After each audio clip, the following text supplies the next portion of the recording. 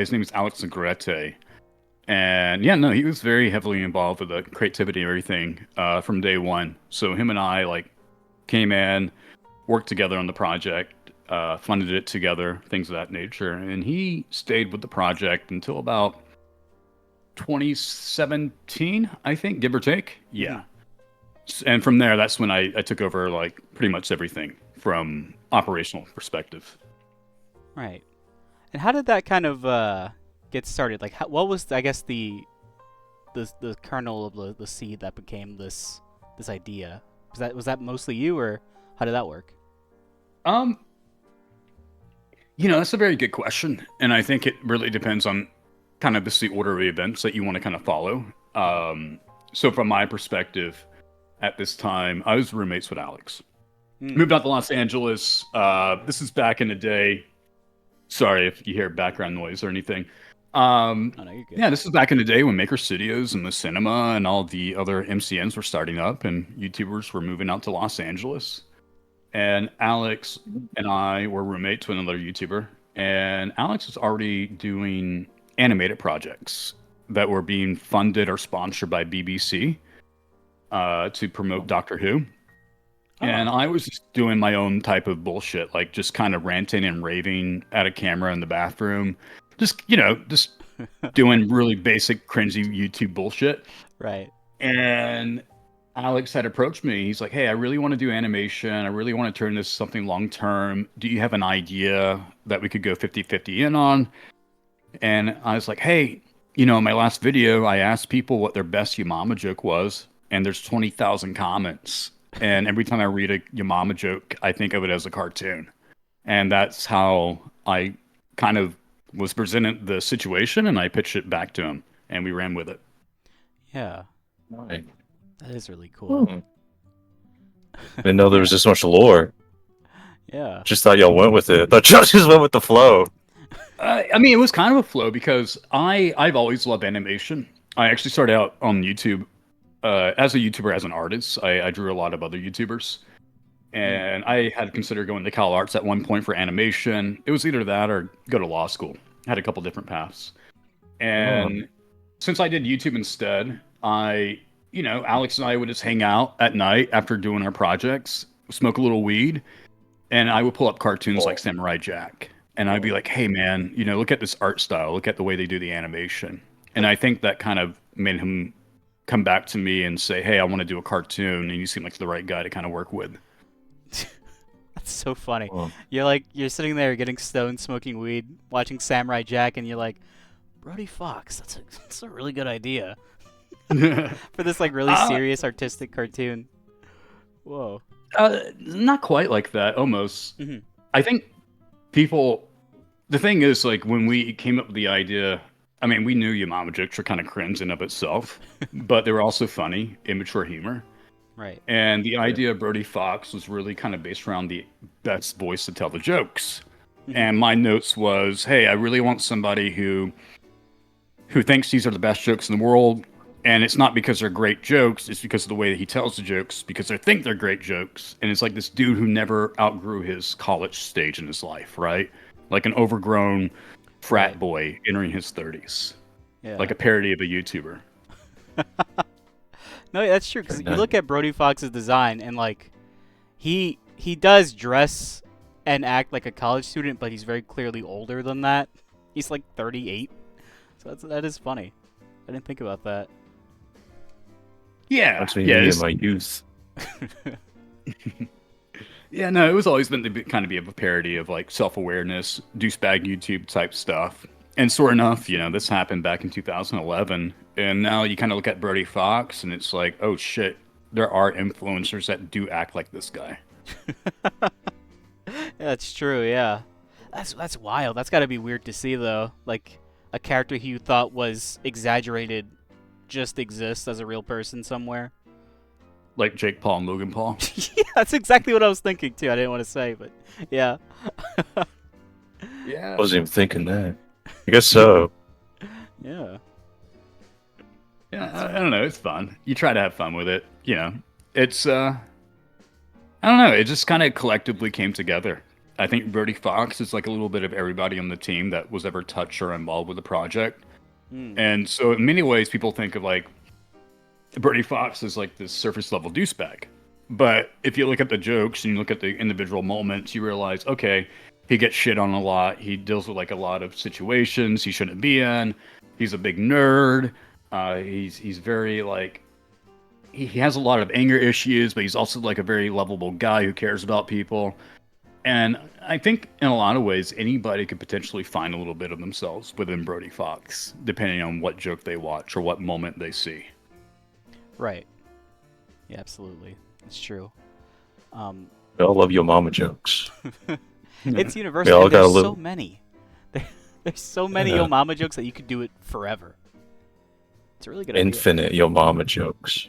Yeah. Yeah, it's an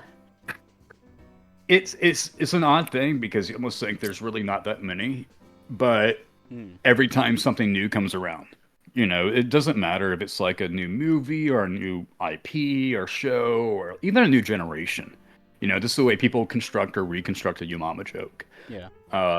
The Yumama joke that we know of today comes from like a barbershop era, right? It's from that New York area where people used to kind of shoot the shit with each other, hang out in the barbershops. And that's where Yumama really became more of a kind of a black culture phenomenon for a long time.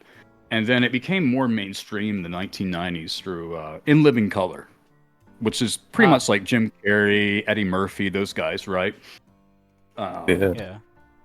But the concept of a Yamama joke's been around for thousands of years, surprisingly, which is kind of weird to think about. But it's just a universal humor. You can really run with it and reinvent it. Is that true? Has it really been around that long? Like in Roman times and shit like that? Mesopotamia. Really? Mm-hmm. Damn. Yeah, I think it was like 3,000. Here, let me look at the oldest Damn. Yamama joke. Yeah, 3,500 years ago. Okay, Babylonian tablet. Whoa. Yeah. They had those back then? Uh, Tablets? Moms? Oh. Oh, iPads. not quite iPads, more like the iStuff. Oh, Oh. they were pretty advanced back then. Yeah. So those dirty Romans came. Lost ancient alien technology, I say. Have you ever have you done other stuff outside of Brody Fox? I know that's probably your biggest, most well-known thing, but when I was trying to look up stuff regarding you, and that's just what I kept seeing on the front page of Google. I'm not a very good researcher, but how do you feel about that as well? Yeah. No, I'm totally cool with it. I mean, the fact is, I literally have like a new set of YouTube awards that just came in this past month for like brand new YouTube channels I've launched. Already have over 100,000 each. And those are things that I don't publicly talk about. Those are different projects. Those are ways for me to develop and produce and pipeline out different type of content that works on social media. Very algorithm specific content, very niche. And it just wouldn't really interest the audience, nor would it benefit me to just say, hey, look at all the stuff I do. Plus, I know it pisses off people when I kind of keep that shit to my chest. So, at the end of the day, I'm known for the Birdie Fox Yamama stuff because that's what I talk about openly and publicly. But everything that I build and work on, pretty much 90% of my work is really well hidden behind the scenes. And I'll build up new TikTok accounts, new Facebook pages, Instagram accounts, YouTube channels, and grow them, and then kind of move on to a new thing after, a few months to a year. Whoa. That's really cool. That seems like it'd be a lot of work. Is it? It is. It is if you want it to be a lot of work. I tell you, it's almost like if you really value, let's say like you like to work out, like exercise, right? Mm-hmm. You always got to change things up because either A, you get bored, or B, you overlook a muscle group, right? And you stagnate or you plateau your ability to get stronger. I apply the same thing with the brain, and the fact that my job is so heavily algorithm based, it's very important for me to explore a new project every 3 months and see how fast I can grow something from scratch. so that I'm very much in tap into the algorithm, so that I know how to come in from 0 to 500,000 followers on TikTok, for example. And that makes sure that I'm aware of how to grow the projects I really do care about, right? I Right. like you, Mama. That's cool. I like Brody Fox as a character. That's really my long-term investment. But if I'm really going to put effort and resources behind animation, I need to understand the algorithms I'm dealing with. And I rather focus on shit that doesn't really matter just to learn that, as opposed to sacrificing art or IP or resources just to try to keep a cartoon going with the algorithm, if that makes sense. Yeah, yeah, totally. You've mastered it. Yeah, you're really good at it. Whoa. I'm okay. I'm Right. okay. There's a lot of things I could do a lot better. But I try to Be learn more as much as I efficient. can. Efficient, or be a little bit more autistic about it. Like Mr. Beast knows his shit way more than I do to an extent. But I also think it comes Oh, down to having the resources to apply a lot of his theories and tests, right? Right. He can sit here and come up with 10 different ideas on how the algorithm works, and he can test all 10. I can come up with 10 ideas, and I can only test one or two at a time. Right. How do you stop it true. from feeling like soulless? You know, like you're just kind of chasing an algorithm instead of like maybe pursuing something that means something to you, like making art, for example. You know, how do you feel about that? Do you think they're mutually exclusive, or how do you deal with that? Well, I think it depends on where you find joy in life, right? For example, let's say, honestly, a lot of the joy I gain out of life is not really what I do on the internet. It's really what I do for people in my community.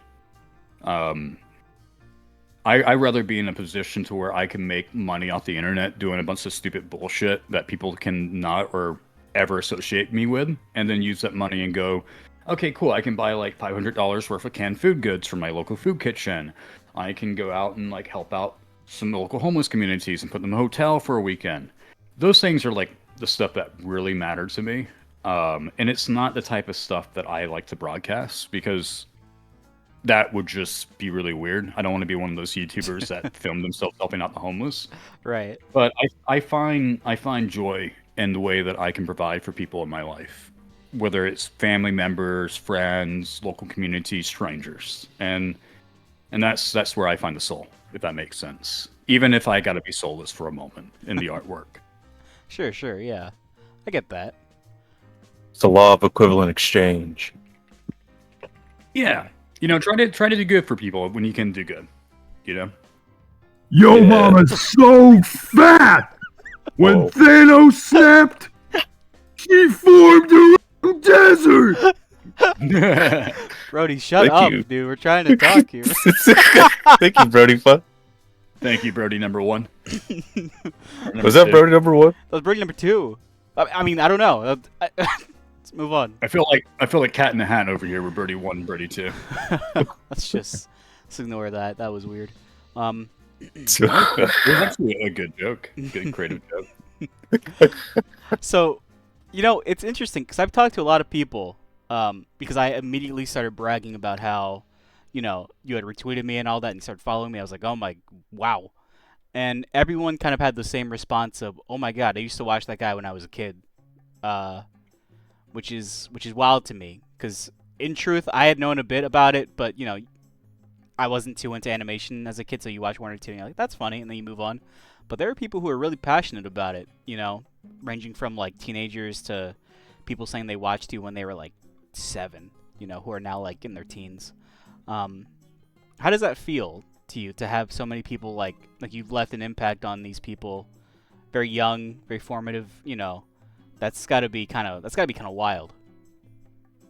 I will say it was definitely. I'll never forget the first time we realized that kids were actually watching our content, and that kind of freaked us out. Because when we first launched, like the fans that I had any interaction with was like the pizza delivery guy that was like a pothead, and he'd be like, "Hey, you look really familiar. Do I know you from somewhere?" I'm like, "Oh, I do YouTube and stuff." And he's like, "Oh, you're the Mama guy. Me and all the guys were watching it." So you kind of do like I thought we really had like more of a stoner like college Adult Swim type pothead people that just they didn't really give a shit. They just laugh at bullshit type of thing. Right. Because when I was producing the cartoons, I was always stoned. Um, so like for me, it was just a way to have fun and kind of get some humor out there. But when I heard kids were watching it, that's really kind of freaked me out a little bit. And then we realized you can't really do anything about it. And I think in a lot of ways, it's really humbling to hear it because I don't want to be like what is his name? Butch Hartman. Butch Hartman's like, I made your childhood, I create your childhood. I hate thinking like that. I hate saying things like that. Right. But when people say it back to you, you have to humbly accept it, and it definitely makes you think a little bit more about the type of stuff you put out there and what you want to represent. And yeah, no, it's humbling, but it can be also a little scary sometimes because you don't want to be a bad influence. Yeah. No, definitely. I would be freaked out if I was in your position, like you said. Like, oh, every move I make now, I have to worry about like some 5-year-old on their mom's iPad watching. That's that's a lot of pressure. Yeah. See, that's a shitty thing too, because you really want to draw the line in the sand and say like, look, this is the type of content I make. But then you have YouTube that changes all the time with monetization policies and whether or not PewDiePie is pissing off advertisers. And when you scale back the humor and try to make it ad friendly, it quickly invites a lot more kids. And you really don't want that as like a project like ours. Yeah. Or at least you don't want to encourage it, right? Right. I can't control what they do. I can't control what parents let their kids watch or don't, keep an eye on. But at the same time, you try to at least take some acknowledgeable responsibility and just try to be somewhat aware, if that makes sense. Sure. But also not cater it too much to kids. Yeah. It's reasonable. That's understandable. I think that's a responsible way of going about it. Is like, Hey, Red, your mama's so ugly. Yeah. TikTok banned her face for graphic content. shut Is it- up, Brody. Is that Brody Fox 1? Oh, God damn it, Brody. Damn it, Brody. I told you to shut the fuck up. We clumped No, it's all him. good. Yeah, no, I honestly I was very surprised that you even wanted me on to like do questions and stuff. I'm like, I'm not that interesting, in my humble opinion. So like when you like reach out, I don't know, I saw your artwork. I thought it was really funny. And I was like, oh, I want to buy this. And you're like, hey, you want to come on and do a podcast? That to me is just as humbling as like someone saying, hey, I grew up watching your stuff. Like anyone who wants to give me any sort of attention, I take that like with stride and just go, oh, this is really nice. This is cool. I want to be really friendly about this. Yeah. Oh yeah. It's again, thank you for being here. That it is a big shock to because as I said, I saw you as a teenager, so to be like, oh my god, if I can go back in time and tell my friends and myself, hey, guess what you'll be doing? It's like, whoa, okay, cool. Totally. Actually, could I ask you a couple of questions? Because I don't really know you too well, and I'd love to know you a little bit more. Absolutely. Go for Yeah. So, how did you get started? Like, with your art, and what is it that you really do? Because I don't really know much about you. A little bit. Like, I know some things about you, but I guess I don't really know how you got started, what inspires you, what type of artwork you really love enjoying to create. So yeah, I'd just like to know more about you as an artist. Oh boy. So, I think every kid, or most kids, will draw, to pass the time. They do it for fun, do it as a, just a way of enjoying themselves or expressing themselves. I was one of those kids, except I just never stopped. I just kept going. And at first, super into anime, stuff like that. That got me going immediately. I grew up watching like Toonami and Adult Swim. So that was always getting me hooked. I'd draw my own like Dragon Ball Z characters and have them beating up Goku to make them the strongest. But I just kept doing that, and eventually, I landed very, very fortunately. I decided to start doing fan art for the shows that I liked, and eventually it got me noticed by Adult Swim, which I thought was insanely cool. Because that's probably one of my favorite artistic companies because they put out so many amazing things, and I started working with them as a character designer, and that's where I'm at now. And Oh, that's it's so fucking cool. yeah, it's surreal to get that first email when you're just an amateur and go, oh, what? Oh, wow, okay, yeah. So yeah, You're in Philadelphia, right? that's right. Yeah, I Philly? am. Do you know Tristan Zammit? No, I've never heard of this person in my life. Oh God. Okay, I want to sync you up with this dude. He lives in Philly too.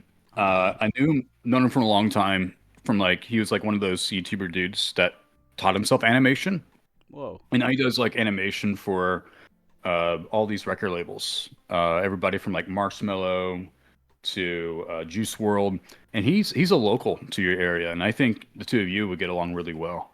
Yo, yeah, please, absolutely. Just DM me that stuff, and I'll definitely reach out to him. That sounds really cool. I'll take any artistic friends I can meet.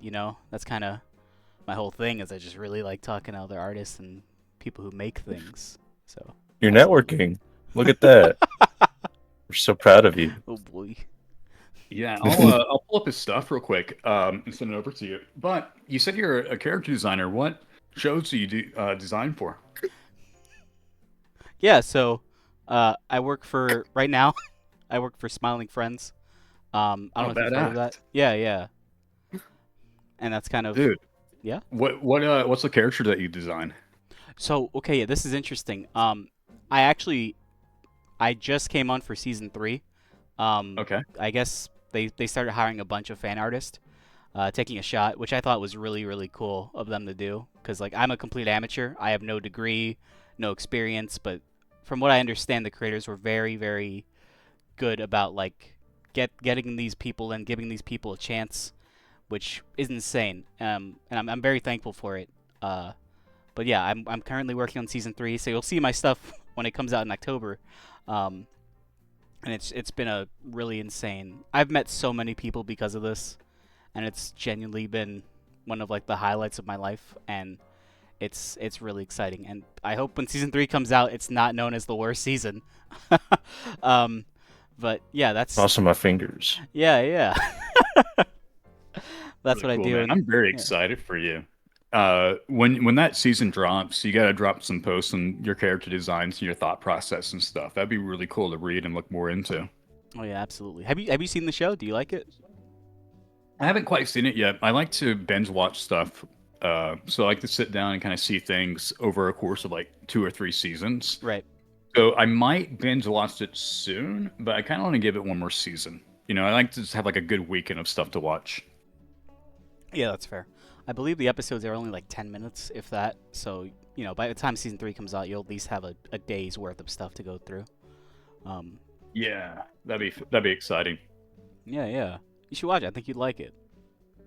No, I'm very impressed with the way they run their production. I like the concepts that they use from like an animation standpoint. It definitely feels like an internet. I mean, it feels like the perfect mix of Newgrounds meets Adult Swim, and just the way they executed it, from the visuals and from some of the humor I've seen, and even from bringing in the animators of so many different varieties and giving them a chance to work on it. Absolutely fucking impressive. Yeah, absolutely. Were you big into Newgrounds? Because I only know you from YouTube. No, not quite. Actually, could I use the restroom real quick? Absolutely. If possible. Go ahead. So sorry. I just got to use it real bad real quick. I'll be right back in just a couple minutes. That's okay. Yeah, of course. Take your I time. just do it in my pants. I can't do that anymore. I'm not allowed to. Shame. All right. Does the does the chat thing to ask? No, but chat, you You are know. more than will. Go ahead if you have any questions. Ask them. Feel free. I will absolutely read them out loud to them. I'll read anything you want. So please go ahead if you have that in mind. Guy, what do you think of the conversation so far? Real stream of consciousness, I tell you. I'm really invested. Yeah. Seeing you network over here, buddy. Oh wait, actually, there is a question. Brody Fox 1. Chat is wondering. How has your day been? Well, Brody Okay, I'm Fox one. back. I've you been for your just drinking beers, bro. I've been drinking so many damn beers. You losers can't keep up. Not even Brody Fox 2. Reason for that being, I'm the best. Yeah. Thank you. Thank you. Oh Good god. job. Good job. Very good. take that back, my brother. Hey man, shut your bitch ass up. Hey Brody Fox 2. Hey Brody Fox 2, listen up. Your mama's so ugly. Her OnlyFans is just jump scare compilations. Pretty good. You guys are fucking I good. got something for you, Brody Fox one. Your mama's so fat. Her parts are measured with a Geiger counter. Okay. All right, guys. You guys. I'm gonna throw up. You gotta stop. No, it's good. I love it. Very good. No, it's so. Yeah, no, that's funny. Yeah, no, thank you for your patience. I have this like gallon of water that I carry with me now and drink, but fuck, dude, does it throw off my bathroom schedule pretty bad? No, that's completely fair. Yeah, no, I'm trying to be healthy. Trying to be full of myself with the water. So yeah, no, I like Newgrounds a lot. I love the talent and I love the animation and I love the humor. But I gotta be honest with you, unfortunately, I didn't really get a chance to enjoy it just to enjoy it. Because I think when I came out and started Yo Mama and then Animeme, pretty much like within about 18 months of each other, probably 12 months, give or take. Right. There's a lot of Newgrounds people that really did not like the shit that we were putting out. And I kind of see their perspectives of like, hey, it's a cash grab. Hey, you're just trying to do stuff to make money. And it's like, well, you got to make money so you can pay people. Right. So it made it very hard to get us like dive into Newgrounds and really appreciate it without having to go, oh shit, this person like bitched me out. This person doesn't like me. But when I got to do we did this little mini series. Never really completed it. I've been trying to figure out a way to kind of end it at some point in the future, but we went in and did a kind of, from my perspective, a music character study of the Friday Night Funkin' universe. Whoa. I really love the way the game was open source, and I really love how the young talent was coming in and like building up their ability to create new characters and learn music and lyrics. And it was really fun to dive into those characters when we kind of made some of our cartoons and to study like Pico, for example, and really dive into the history of the character and what does it really mean. Oh yeah. And I just had brunch today with a good friend of mine and colleague named Jody Russo, and he grew up on Newgrounds. He's a little bit older than me, but he played Pico, the game, the school shooting game. He actually did the voiceover for Pico for us. He writes lyrics for me sometimes, like when we work on music projects. And I like to really, even if I don't know Newgrounds, I like to try to do my best to like study it and dive in and enjoy it. And I definitely got a chance to like work with some really cool people over the years, like Rice Pirate, and just seeing their content and seeing the way they kind of work with their shit is so fucking awesome. I just have to. I unfortunately don't get a chance to enjoy it as a fan. I have to kind of find ways to go in and enjoy it, and kind of not see it as a culture of people that don't like me. I try to go in and see it as like, okay, these are really cool, young, talented people that are trying to find their voice. And it's just unfortunate that like a couple of people that don't like me kind of jaded some of my perspective on that, and kind of unfortunately influence the way that some people work with me over the years. So it's kind of a bittersweet relationship, but I try to make it as sweet as I can. Yeah. No, absolutely. I get that. I know there was a couple years back there was that whole like YouTube like I know animators were posting their stuff on YouTube, but then YouTube wasn't giving them a lot of money, so there was kind of a rift there. So I could definitely see some, resentment forming. Maybe unjust, but definitely understandable resentment of, well, this guy's super successful and he's from their minds pumping out like slop, Yeah. Yeah. Well, I understand their perspective because they really do put a lot of. I mean, it may not be humor that ages well all the time, but they do put a lot of thought and effort and care into their work, right? Not just from animating, but from writing and the humor of the writing coming through the animation, the style itself, and the shots and the scenes, and it's really fucking brilliant. But unfortunately, YouTube is just not a fun place for animation unless you happen to just fucking hit that one in a dozen pilot lottery type thing, right? Where Yeah. YouTube really loves your content. But it's a very risky thing to put yourself into. And then you see a couple of Fox baby. Thank you, Brody. Thank you. I'm sorry. Continue, Zach. Ignore Brody. No, I just want to wrap it up, but I think I see it fairly from their perspective. It's like, oh, here's a couple of YouTube jackasses, just hire a couple of YouTube animators and some other folks, and now they're just like extracting views and money from the platform. Yep. It's like, unfortunately, that's not what we want to make, but that's what the platform was willing to reward us for. Yeah. No, I think you see it Absolutely. a lot now because I noticed. I don't know what they're called, but there is like that Johnny Yes Papa. Those weird 3D videos. I don't know why it's always animation, but stuff like that where it's like, this is clearly like just bright colors and simple things. A lot of them are songs, made to attract children's attention, which I think a lot of. I don't know if this is true or not, but it seems like the people who are the demographic most on YouTube is children, and that's kind of what these weird like multi-million subscriber channels are looking for. Not people like you, but like the people who are just making it as almost as like putting it through a conveyor belt of content. There's definitely been conversations I've had before with other folks that ask me why I don't do content like that. They're like, hey, you could really do this. You could really make a lot of money off of this. Why don't you just shift your content over for like kids stuff, kids slop? And it comes down to saying like, dude, I really don't want to influence people like kids, children, babies. I really don't want to put out sloppy content for them. Right. And just make money. Like, yeah, I can make slop content that's like very memeable, very, very self-aware, right? But I'm not targeting it to, like, my kids are not my audience. That's not the algorithm I'm going for. When you make a YouTube channel, you definitely have an algorithm you want to fall into a niche, at least nowadays. Mm-hmm.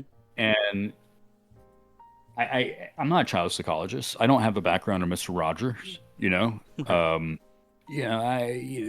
if I was ever going to make good kid content, I want it to be stuff that people would really learn from, like Sesame Street, not fucking weird ass ABC shit of Elsa Spidergate or whatever it is. Yeah. I get it.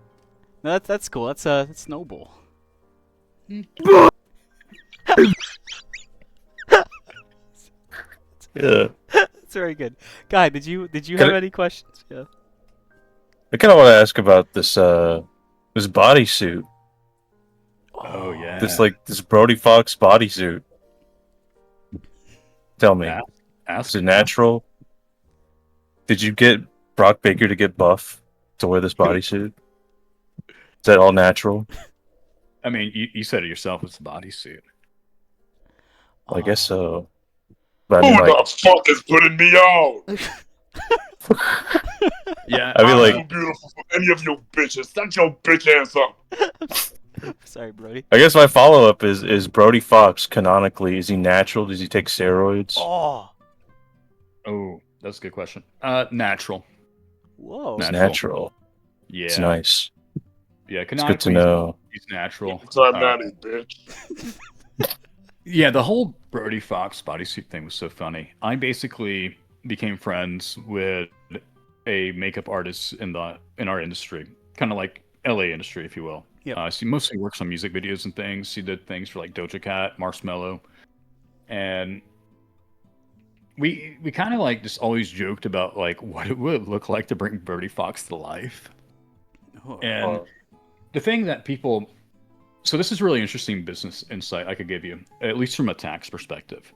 So in our industry, there's a few accounting firms that we work with.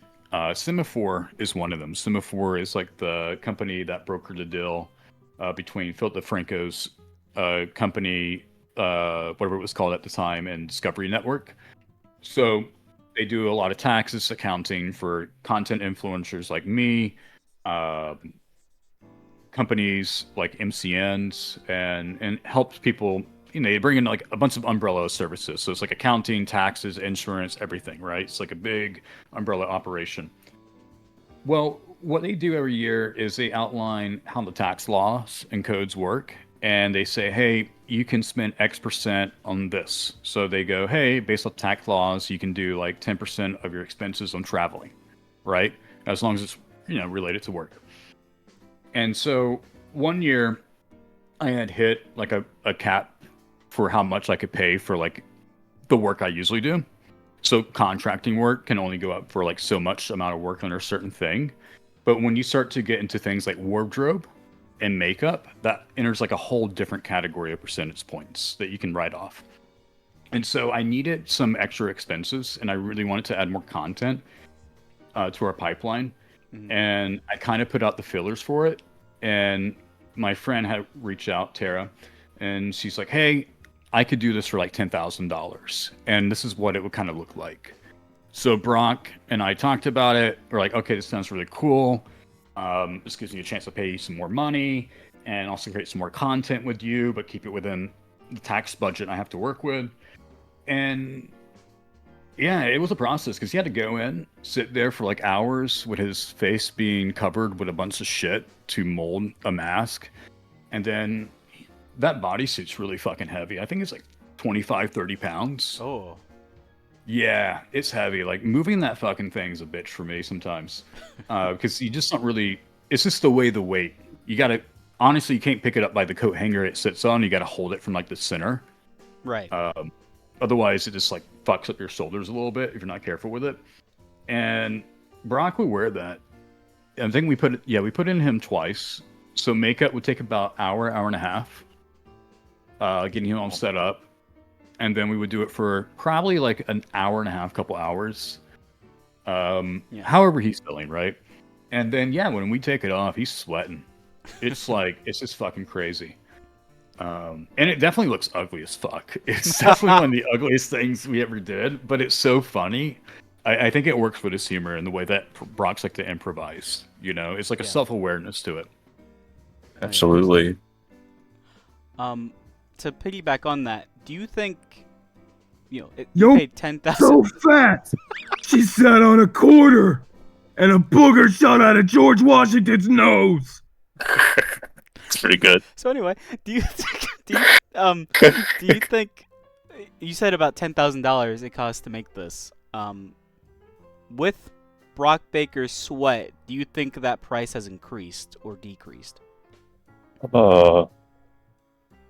In this economy, probably increased. Yeah. It adds flavor. Ugh. Oh, My okay. bad. You're never allowed to bid on this bodysuit. Oh. Well, I'm wondering, I'm wondering the people that would, the freaks that would bet on this bodysuit. Dude, I've been given offers. Oh man. It's like you think it's a joke, but then they start throwing out prices and they won't let it go. And you have to kind of respond back, be like, yeah, no, I'm not really going to sell it. Whoa. But they're like, hey, I'll pay you $7,000 for it. I'm like, what the fuck? Hey, Zack. Hey, Zack. I Yeah, tried to fuck your mama, but the line was too damn long. Did you hear that, Zach? He said he tried to fuck your mama, and the line was too long. Don't make it too formal. You're absolutely. You gotta get that fast pass, bro. Yeah. Yeah. You gotta upgrade. Fast pass, the Disney Fast Pass. Goldens. Well, awesome. Do you guys have anything else you want to dive into? There is one thing I was I want to wondering dive into your mama. There's one thing. I know, we're running out of time here, so I don't want to keep you too long. But there is one thing I kind of want to get your temperature on. And Okay. it's a little serious. So you're very active on Twitter. Okay. As the Brody Fox thing. There's like a meme where people break character. I feel like you do it pretty often. All the time. Which, I don't think it's a bad thing or not a bad or good thing, I guess. It just depends. But it's weird because, like, I go through the account looking for, like, reference images of things to draw, and I'll, like, just click on random tweets, and I'll see so many people commenting just, like, the worst, most vile things in your replies for so many of your tweets. And I guess I'm just wondering, like, Do you read any of that stuff? Do you just post and walk away? How does that work for you? Because like it seems like I know one guy, I think you kind of just like kept making yo mama jokes to him, which I think is a good way of handling it. But does that ever get to you or any of that stuff? No, it's I think it's a very fair question. I agree. I'm trying to frame it up in a way that it would make sense. I guess because I was on the internet so early on as a kid, and I've seen the way people talk to each other, and I understand like the humor, the jokes, the trolls. Mhm. You don't really let it get to you, right? Because I was the guy who got on camera. Yeah, I like people are bitching over like over Birdie Fox. Okay, yeah, you can say like I'm hiding behind a cartoon, whatever. I put out footage of me if it makes sense. But like, no, I've been on camera. I've had my teeth used to be pretty fucked up before I got braces. I paid for my braces. Oh. I've definitely put myself out there as a guy who can get made fun of, and I've always kind of ran with it. At the end of my original YouTube videos, not the artwork, but like where I was like talking on camera, I would have a segment called like "Stupid Troll is Stupid," and I would just like troll the trolls in my comments. And for people to get upset at me and get angry at me, I look at it and I go, "Oh, okay, this is fun. I could potentially use this for content. I could flip this back around." And Okay. that's the way I look at it. These are people that, yeah, they're real people. They exist, but they're also, I don't know. You kind of feel sad for them, but not in like an egotistical way. It's more so you always want to, from my perspective, I always try to imagine why would someone say what they say, and I try to actually extract good criticism. I look for things where people are actually making good points. I'm like, okay, there might be an insult here, but maybe they have a point. I'll try to learn from it. Okay. And to do that, you have to kind of imagine their viewpoint. And sometimes when you go through that viewpoint of who they are, you realize, okay, this is somebody.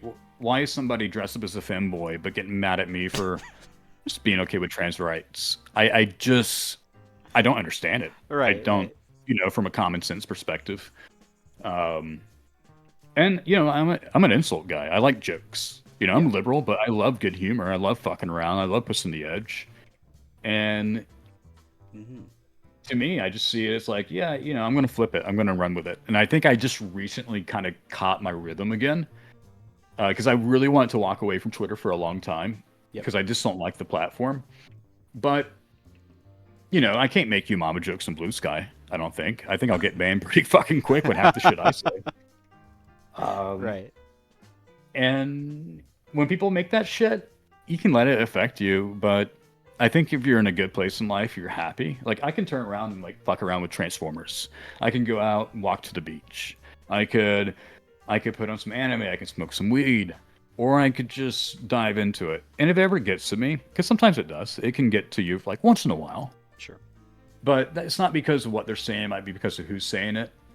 Sometimes you might have like some random ass person that kind of comes out of nowhere and you're like, yo, I hate that you make some really cool shit, but you really, this is how you kind of view it. But you know what? Fair point. So to answer your question, there's a lot of different ways you can kind of go about it. And I think the best thing is try to take in good feedback, but don't take it too serious. Don't have an ego about it in the sense that you let it hurt you, but also like don't have an ego about it where you have to kind of fight it. And if you got to like acknowledge it, you got to make it a joke. Because it's kind of a joke to begin with that people get that shit serious on the internet. No, yeah. I agree. I think that's a good answer. It's a very good answer. Being on the internet for so long, I'm sure like you said, you experienced a bunch, so... Your mama's so hairy. Your mama's so hairy. She got a Brazilian butt whack, and deforestation laws got violated. So yeah, I think that's a very seasoned answer. And we won't take up too much more of your time. Guy, did you have any other very final quick questions for Mr. James here? You like breakcore? My question is, when's the line gonna end? When's my turn for your mama? Guy, what was your question?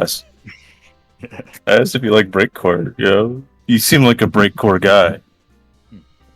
Oh, this is an interesting energy drink. What is a breakcore? What do you mean? Well, it's like, like beats or like hip hop music.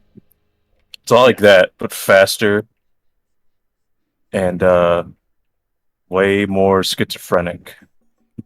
Let's see. I feel like Let me look it up real quick. Is that listen like to 3 seconds of it. Is that like I think EDM you'll like music?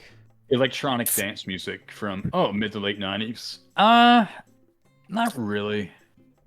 Oh, Not really my thing. I mean, it depend. I guess it might depend. Send me a couple of examples. Yeah. I'll be happy to talk music. I can go on music all day. let me listen to this example real quick. audio file we have. Yeah, that is the intense shit. Did you hear that guy? I You're like free it. to DM him music now. Oh yeah, you can Yes. DM me. However, here I'll shoot you a friend request. Well, Yeah. I'll think about some. Send you some Yeah. slow jazz. I don't even think you like breakcore. I like it. No. I think it kind of depends. Oh wait, English at the very end, someone said this producer has Your noted that mama's so autism. fat, I couldn't even break her back. I don't. It's a very odd one. That's a good one. All right, cool. Well, awesome sauce. No, it was great talking with you guys. Thank you so much for having me on. So Ren. Yeah. Am I good to buy the print? Do you want to look at it real quick? What do you want to do? Yeah, go ahead and buy it. I don't think I have the time right now to redo it. But if I ever do, I will absolutely tell you. I'll personally mail it to you because I know Redbubble, I'll print this one out if I do decide to redo it. If we can go that route, yeah. Absolutely. Cool. I'm gonna forward that link over to my PC real Yo quick. mama's so fat! When she goes camping, the bears hide their food! That's a good one. That was actually, out of all the jokes that you guys had, that was the one that we actually animated. Oh. There you go. Yeah. Cool beans. Awesome. Well, thank you guys so much. I hope you have a good rest of your Sunday. And let's talk again soon. Peace, peace. Yeah. Have a good day. Yeah, When's absolutely. the line ending? When's the line ending? Goodbye, Zach. Get I said it's soft. I said my shit's getting pretty soft right now. Guy, did you have any questions for our Brodies? Brody 1 or Brody 2? The original and the clone, the fake. I think no. I mean, I don't know what else to ask. I feel like I asked if he was natural, and then we got yeah. Lifetime natty. Bro, I just used one cycle when I was 18, but that's it. Other than that, I'm a lifetime natural. All right, yeah. Lifetime You natural. can't use. Wait, you can't do one cycle and then be a lifetime natural. You That's used how once. it is. I'm off cycle. That means natural. It's not what that means. Look at your body in the mirror, then look at mine. Who's right? Who's right? You're right. Come on, tell me. You're right. You're right. You're no big boy. Your mama's such a bitch. She raised a bitch like you. All right. Okay, that's enough, Brody. This is my show. You're not gonna insult me on my own show. Brody 2. What did you think of listening to your creator speak? Yeah, it's like meeting God. I think it was one of the most intense things I've ever heard in my life! Yeah. Oh God, I could do this all day. Does anybody have? Are we still streaming? Does Yeah, we anyone are. have questions for Brody 1 and Brody 2? I don't think. It's a little intimidating, truthfully, to think of this. Think of a question. No way. No way. Ask away, Brody 1, or ask away, chat. Brody 1 and Brody 2. Think of any question you would ever want to ask to them. Here they are. Yeah. If chat has a single. Yeah. I have no. Not. I have to say, not much. No. These Brodies are completely uninteresting to chat. They do not like them, and I agree with chat. You It's kinda Brodies. mean. You Brodies are awful. You're terrible. Not. You hear me?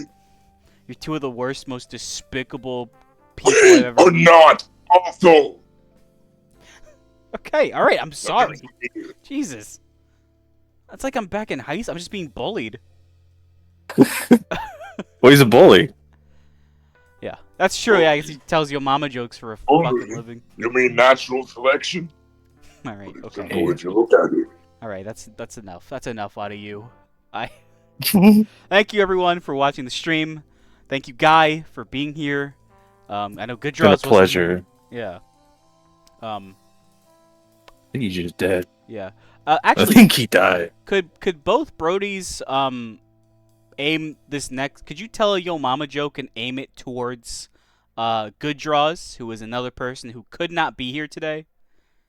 Please. Yeah. Good draws. Yo mama's so ugly. The When she pictures entered the haunted house. themselves. When she entered the haunted house, the ghost handed her the job application. So yeah. Again, fuck Good Draws for not being here for the second week in a row. Yeah. Can you both of you just say fuck Good Draws as well? Fuck good draws. I hate that Yeah. bitch. Yeah. All right, your turn, Birdie Fox too. Did you just sneeze? Not even worth wasting breath. Honestly. Yeah. Not worth. All right. Thank you everyone for watching the stream. I'll see you next week. Fuck Good Draws. Goodbye. Good night. Fuck Good Draws. And fuck you two.